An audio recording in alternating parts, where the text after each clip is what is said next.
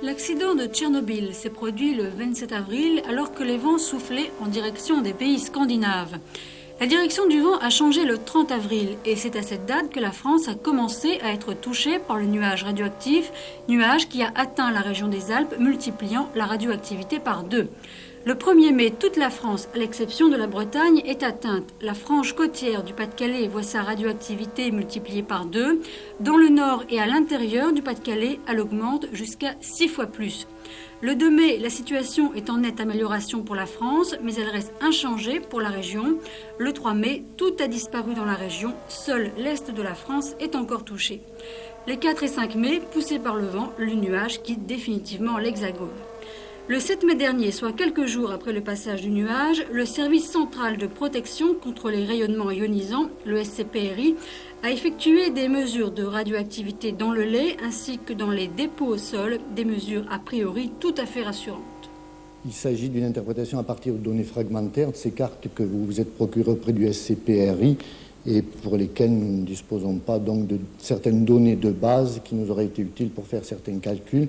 On peut tout de même se faire une idée approchée sur leur signification, de telle sorte que quand on considère, par exemple, que l'irradiation naturelle en Bretagne est de 180, évaluée en mégabecquerels par kilomètre carré, on peut estimer que pour les régions qui se situent à l'est et au nord en particulier, l'irradiation est tout à fait faible puisqu'elle a été multipliée par 4 environ et pour une période très restreinte d'une semaine.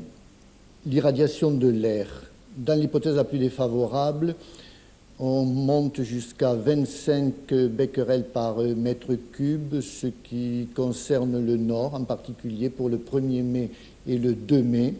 Ces 25 becquerels par mètre cube, si l'on compare avec la concentration maximale admissible qui permet d'évaluer la contamination des sujets, correspond à 4% de la concentration maximale admissible, c'est-à-dire donc qu'elle est très faible.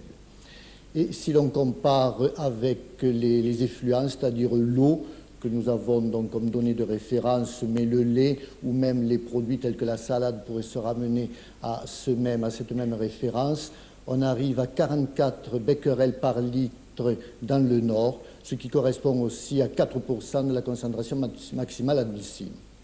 Vous utilisez ces produits en médecine et les doses que vous utilisez sont considérablement plus élevées puisque pendant 25 ans, on a exploré la glande thyroïde par l'iode 131. On a administré 10 à 20 microcuries à chacun des sujets pour ce type d'exploration, ce qui a entraîné une irradiation environ 1000 à 10 000 fois plus élevée de la glande thyroïde que l'irradiation qui pourrait être entraînée dans les circonstances les plus défavorables par la consommation de salade, par exemple.